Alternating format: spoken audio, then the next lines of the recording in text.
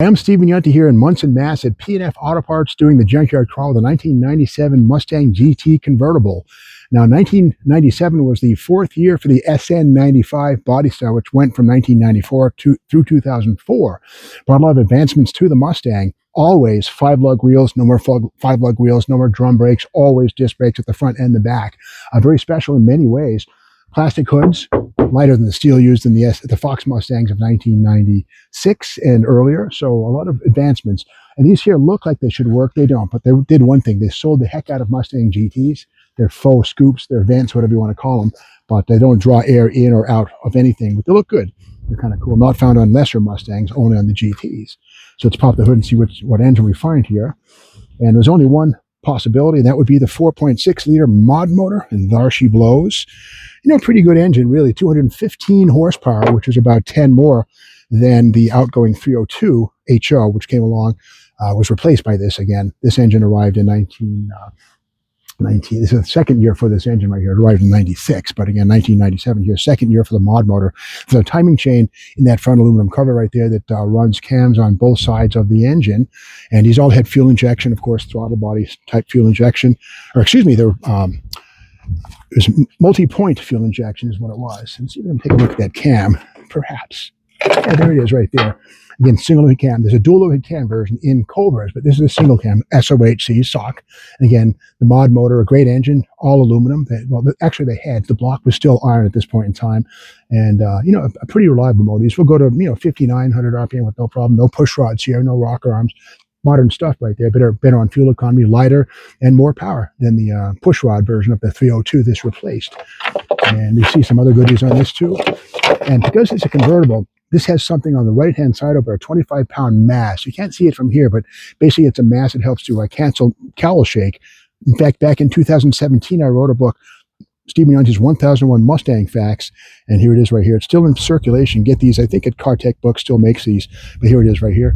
Fact number 662, talking about the 25-pound object, which is a mass damper on the right-hand front corner. There's your to take the vibrations out of phase with the natural harmonic frequency of the body to cancel cowl shake.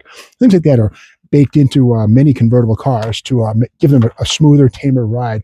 Whereas without a roof, the cowl and the rest of the car kind of wanted to do a twist. Cowl shake is a problem with these things, but that helped to tame cowl shake. Now, inside this, we'll find one of two transmissions, either the automatic, the AOD, which was an $815 upcharge, or this, the 5-speed manual. I say, give me the 5-speed any day.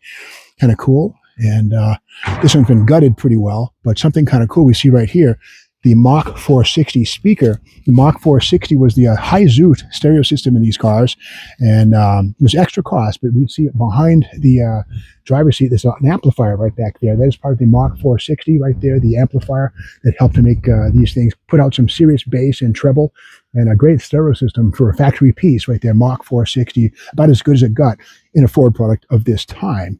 And production on these cars was pretty low. There were 11,413 Mustang GT convertibles built in 1997. Base price was $24,510. And, a very popular car in its time. The 8.8-inch rear axle with disc brakes is long gone. They always people harvest the 8.8s out of these things. But again, coil springs at the back with lower control arms upper. It's a 4-leg setup.